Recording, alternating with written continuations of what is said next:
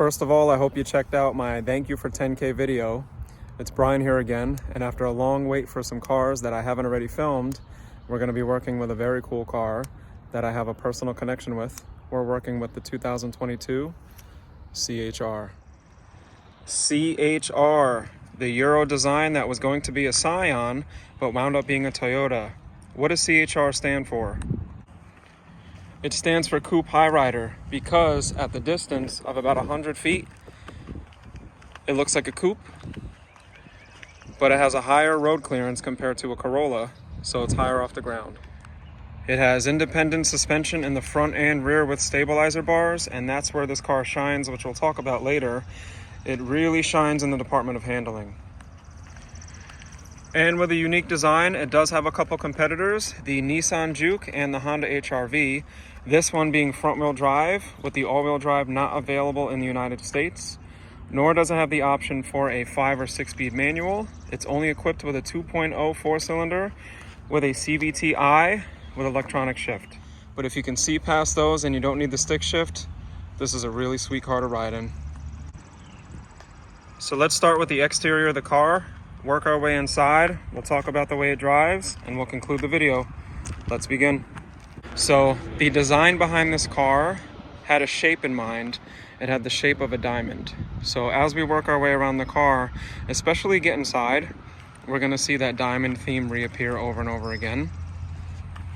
Another thing that you'll notice right away in the C-HR is the giant taillights. It really makes the car visible and it gives it a lot of personality. It has standard puddle lights on the mirrors. And if we work our way to the front, you'll see the headlights are a little different than the 2018, which is the year that it started. We no longer have the projectors. We have the reflector lights, and it's going to be all LED here. It does come with Toyota Safety Sense standard, so there's actually a sensor in the front emblem here that tells you how close you are to things, and you have a camera right in the middle of the windshield that's going to tell what things are. So you're going to have automatic high beams, lane departure alert with lane trace assist, pre-collision system with pedestrian detection, and an adaptive cruise control.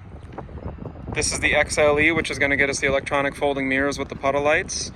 No fog lights, and you have a ventilation in the front here that's non-functioning, but it gives it a little bit more of a scowling face.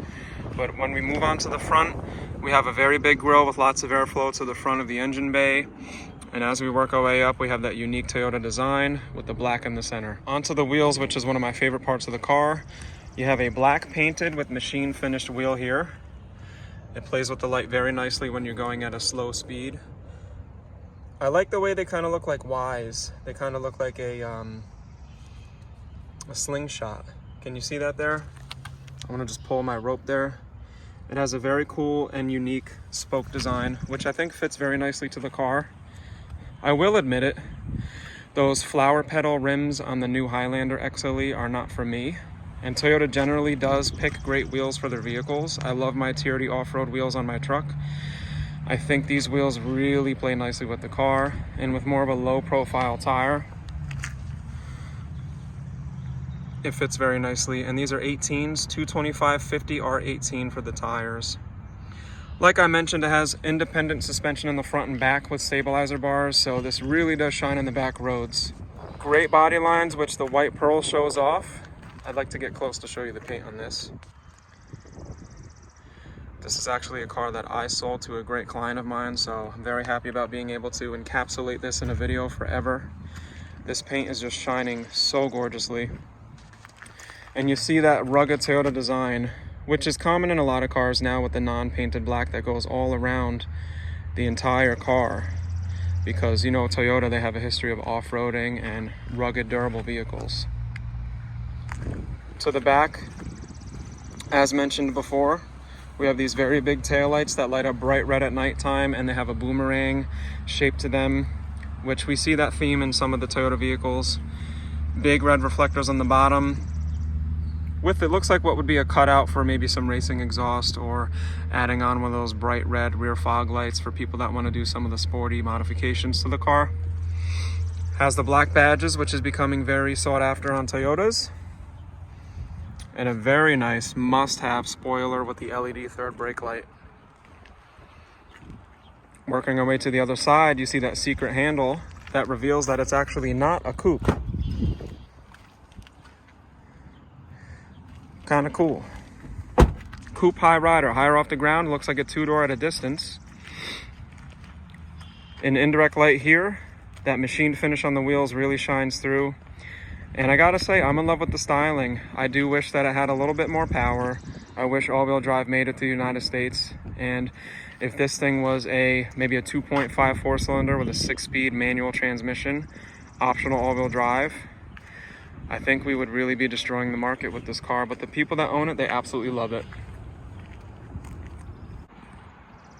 Under the hood, this car is powered by Toyota's 3ZR FAE 4-cylinder. It's a 2-liter 4-cylinder, like I mentioned, front-wheel drive. And as you can see, it's a very simple design under the hood here. This is just a dust cover where we can access our coil packs, simple oil check, very easy to check my fluids, air filter, battery. Got to look in there a little bit for the brake fluid. Take this plastic off and have full access to the cooling system. Alternators right up top over here. You see that simple Toyota design in every vehicle that they make. But yes, here's what it looks like under the hood. Let's work our way inside the car and talk about space for the occupants and storage. This one's priced at $25,957. It has 4 and 5-star safety reviews. Gas mileage blend is 29 with 31 on the highway. Can vary depending on driving. And then here's some of the features that are standard on this car and packages. Starting with the cargo space. There's a little button just right of center of the Toyota emblem, which is common on all the Toyotas that have a hatchback. It's not electronic. It comes right up very easily. And I have this all-weather mat that I'm greeted with. Don't mind this. This is just my plate and the driver's portfolio book that came with the car. Some nice cubby storage. A little candle light. It's not a ton of space. It's a sporty fit, but it's doable. And as you can see, the seats fold down in a 60-40 split. There is a privacy shade here, super lightweight, easy to remove. All you have to do is take this little rope and detach it. And this comes right out. And you take it off here as well. And to fold down the seats, I can access from the back, or right here, I can fold them right down. So I'm gonna push these seats down for you so we can see how much space we're working with after I reattach these. They actually made it a little easier to do. I remember the 2018's taking an extra second to take this off, so thanks Toyota. Here's our space with the tonneau cover. Now let's take this out. Oh yeah, super simple. That way I don't accidentally damage this thing trying to get it in and out. Now we unlock the space of the C-HR.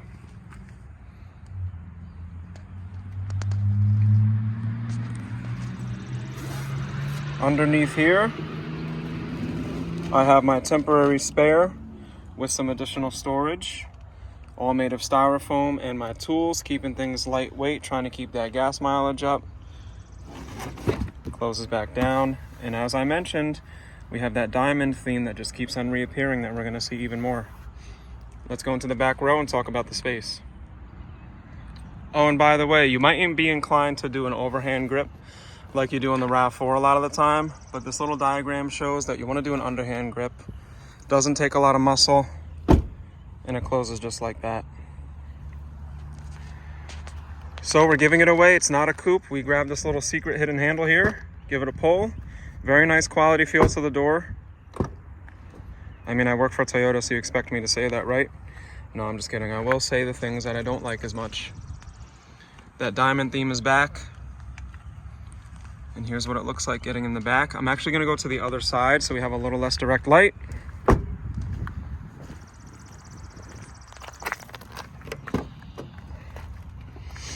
And we have our one-piece all-weather mat that kind of resembles the Tacoma's mat. Cup holder on the door here. It's more of a bottle holder. No pockets on the bottom. A simple little handle here. Not a ton of storage. I have door pockets on both sides. Seat pockets, sorry guys. No separate ventilation, no plugins. It's basic. It reminds me a lot of the back of a Tacoma. Now let me jump in. Gonna be extra careful. There we go. And I have a very big C-pillar here, which gives me some privacy. Does create a little bit of a blind spot, but most C-HRs, if not all, have the blind spot monitor now. I will have to look into that. Things have been changing a lot with the shortages. Blue and black interior with a diamond stitch. This is updated from the last couple years. And I like how the seat is in a little bit of a reclined position without feeling like I'm laying down. I will say, decent amount of space, and it's always been that way. 5'10", so, you know, people over 6 feet might feel a little bit cramped. But this is very comparable to the Corolla, except I feel like I'm in a tank because I have all this stuff protecting me. So when my head is back on the headrest, I can almost disappear and not be seen, which is kind of cool. I like the privacy aspect of that when you're riding around, if that matters to anybody. And here's the view. Here's eye level. So it's definitely a big blocking seat. A little bit more claustrophobic than the Corolla, but we're in a cooler car. We're in a different car. We're in the C-HR. And there it is. The diamond theme reappearing again up top on the design of the ceiling. Very nice. And there's even a diamond theme to the button shapes and lights over here in the top. But, you know, on a long trip, I don't think I would actually be that claustrophobic because the window is a decent size. This is actually above shoulder height. So my shoulders are about here. I'm definitely tucked in. So you're going to feel like you're tucked into the back of a two-door. But what's great is you just pull that and you have quick access to the outside world. So you don't get that actual claustrophobia of a two-door car. Now let's go into the front passenger side.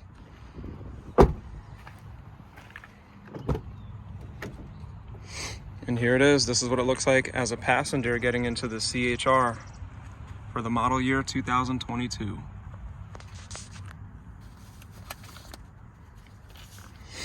So the first thing I noticed right away is the beautiful blue, sparkly flat blue. It's like a brushed blue.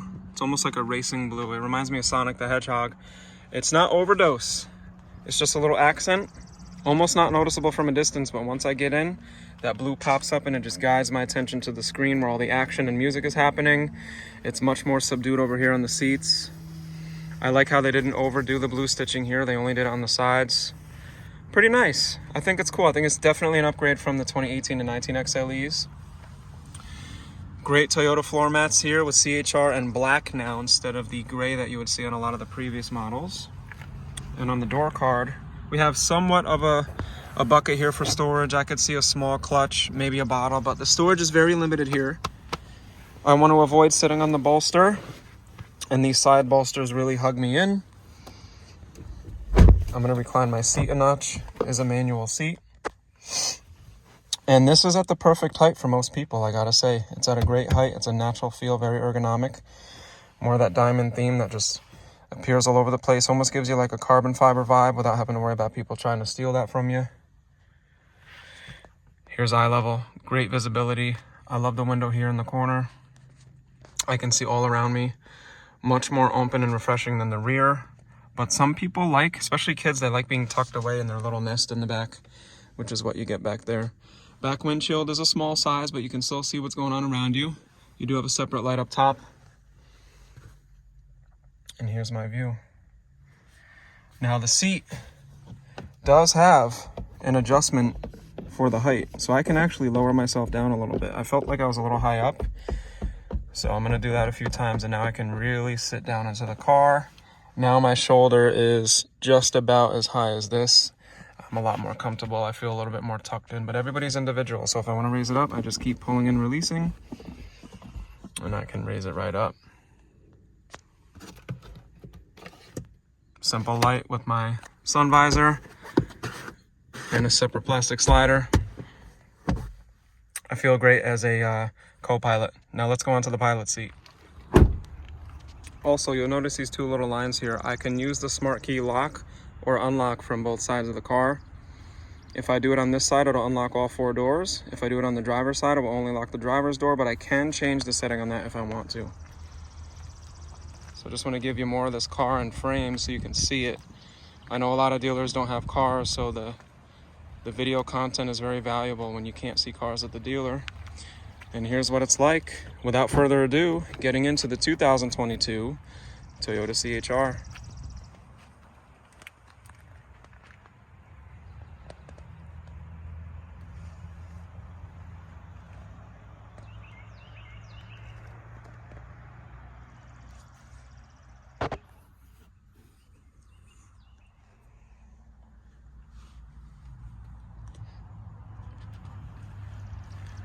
Same story here on the driver's side door card. It's sporty. It's a hard plastic down here like the Tacoma dashboard. This is soft, comfortable, not super plush like on an Avalon, but definitely comfortable, especially for the type of car we're in. And a softer plastic up here, which resembles a lot like the, I don't know if it's even a plastic, it's the material that is on the Corollas, which is, it's nice, it's comfy. It's not gonna scratch all up when I'm hanging my arm out the window, and maybe I have a button or a zipper on my sleeve. I like how that things get softer as we go up. Have my auto up and down windows all around. And I have my mirror folding button, which the car has to be on to do. Let's jump in, start up the vehicle, and I'll give you a quick interpretation of the driver's position.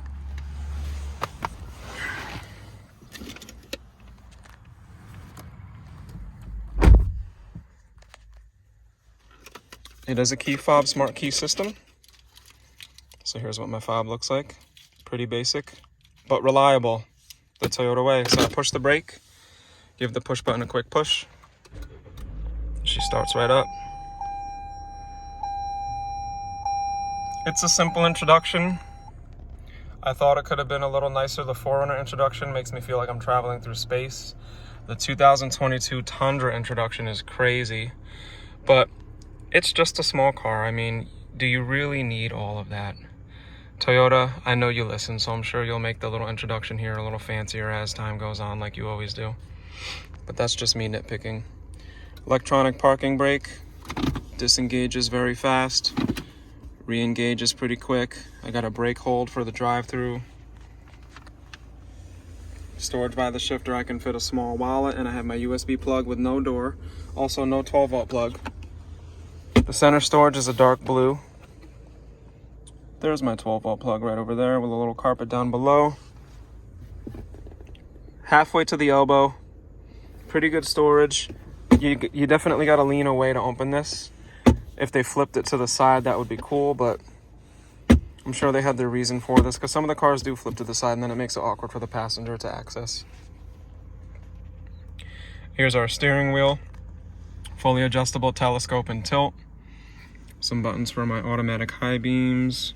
Brightness to the gauges. An easy reader display. I can use the arrows here to go through my different menus. I am going to make a separate video on all the buttons on the car, so stay tuned for that.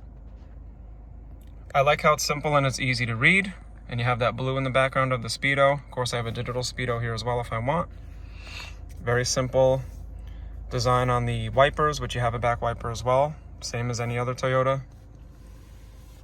I left the plastic on here for the owner. They can peel that off, but it's a dual climate control, digital. So I have my two different temps here, my fan speed and my air direction. I know that's hard to see. And it's a little warm out today, so I'm actually gonna turn this down. There we go. But I don't want there to be too much noise. Diamonds, just like I mentioned, is gonna keep reappearing. See the diamond here? Just like on the ceiling. So the full design of the car relives, see more diamonds? Shine bright like a diamond, guys. It relives everywhere you look on the car. Now, people notice right away the screen. They say it's a little high up, but let me show you eye level. When I'm eye level here, you'll see the screen actually integrates itself with the dash. If you're sitting too low in the car, yeah, then the screen pops up too high. If your head is on top of the ceiling, yeah, it's tough to see the screen, but when you put your eyes and adjust your seat so they're in the center of the glass, that screen becomes integrated fully with the dashboard. And of course I have my reverse camera here. It used to be here, which was annoying for some people, kind of like on the older Tacomas. It would pop up on a little square, but now it's here. Very legible. This is all touchscreen. Got my Apple CarPlay and Android Auto. So when you hit map, you got to be plugged into the USB plug to use those systems, and you'll get your navigation. I can change my color theme. I can really customize the car. The infotainment system is very easy to use. I know with the 2022 Tundra, things are going to be changing soon, but we've grown accustomed to the way things are, and I really like the system that they have now. And we'll go into depth on this in the tutorial video. For the glove box, it's actually a push button, not a lever. Pretty good size, in par with the Camry and the Corolla. I think actually a little bit bigger than the Camry. Sorry for the finger. Soft material here. Very soft material here, and what's cool is you have that dark blue here that matches your armrest, which is also soft and spongy, and then you have more of that upper door soft material here. This is going to bake in the sun just as hot as this, so I suggest getting one of those silver visors for the summertime. It's already hot now and it's only 64 degrees out with direct sunlight. Yeah, visibility is great. So let me get the plate on. We'll take this down the road. I'll talk about the way it drives and we'll conclude the video. All right, and that parking brake releases and we're good to go. Just so that you know, when you use your arrows here, you can go through the menus which are up top. If you go to the settings menu, which is a gear, you can hit drive mode. The select button is right here. And I can go up to sport and hit enter. When you put it in sport mode, it is gonna drive better. So I'm just gonna go ahead and put it in sport mode right away. To me, normal mode makes me feel like it has a little bit to be desired. Do keep in mind the class of car that this is in. It's just a cooler looking version of the Corolla that's higher off the ground. This is not a sport performance car. It is not a hot hatch, even though it looks like one. So here's that great visibility. I have a full panoramic 180 view. And with the ground clearance, I don't have to worry about the driveway scraping up the front.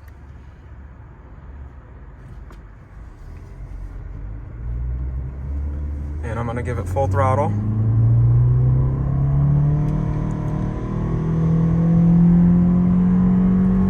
It's okay, but like I said, the acceleration is not where it shines. It's actually the handling. So it's a little bit of a dog on acceleration, like I mentioned. So is the Corolla. But it's the handling with the TNGA frame that this has and the independent front and rear suspension. So I'm gonna get to a point where there are some turns and I'll start talking about how the car feels then. All right, so we're up to speed. We're doing about 55. It picks up decently. The CVT doesn't give you that engaging feel that the gears do, but you get used to it. It still accelerates pretty good once it's up to speed. Like I mentioned, the visibility is awesome.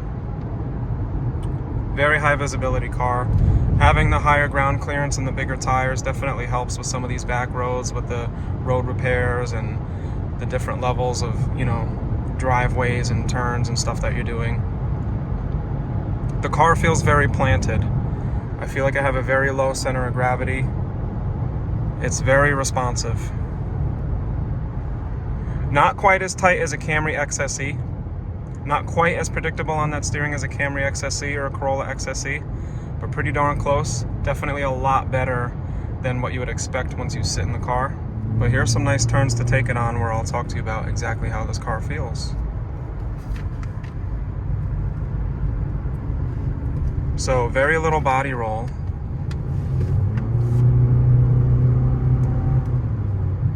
Takes the turns very nicely. It almost invites you to speed when you shouldn't be, which I'm not gonna do. But it just hugs the turns, and that's what's nice about the C-HR. Once you get past 25, 30 miles an hour, this thing is a champion. And I mentioned in the beginning of the video that I have a special connection to this car. When we got the first 3 C-HRs, we got a white one, a red one, and a blue one. And they went to the rental fleet, and then later we got a black one. But the blue one was one that I actually took out as a rental to take on a small hiking trip. And I took some of the mountain roads by Lake Minnewaska, which is a very popular lake by us. And those mountain roads, the road is called 4455, just carve in and out of the mountain. And I drove the car within the speed limit. But I'll say the way it hugged the turns, it made me want to get one. And I wasn't in the market for a vehicle, but I really questioned it. I even did some numbers on a couple C-HRs for a few months afterwards. You gotta appreciate the car for what it's made for. It's made to be comfortable. It's made to be affordable. You're well under 30,000. It's different than the Corolla if you want something different. At high speeds on the highway, it holds its own. And it has a big face, so it's a lot more visible in my opinion.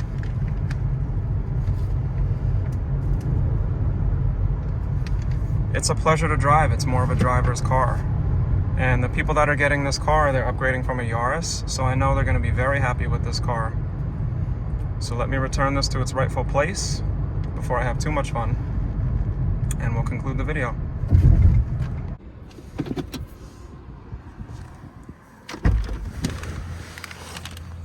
So there it is, guys. The 2022 Toyota C-HR XLE. We went over the exterior styling, the way it drives, some information about the safety features. Let me know if there's something I missed that you wanted to talk about. Yes, there's a couple things that I personally desire in this car that it doesn't have, and that maybe you might. But let me know what you think of the car. I think if you're in the market for a car between 20 and 30 grand and you like to drive, this is definitely a very viable option, and it'll be very dependable for years to come. So thanks again for watching, guys. Stay tuned for the tutorial video on all of the buttons inside. And until then, I'll see you in the next one. Peace.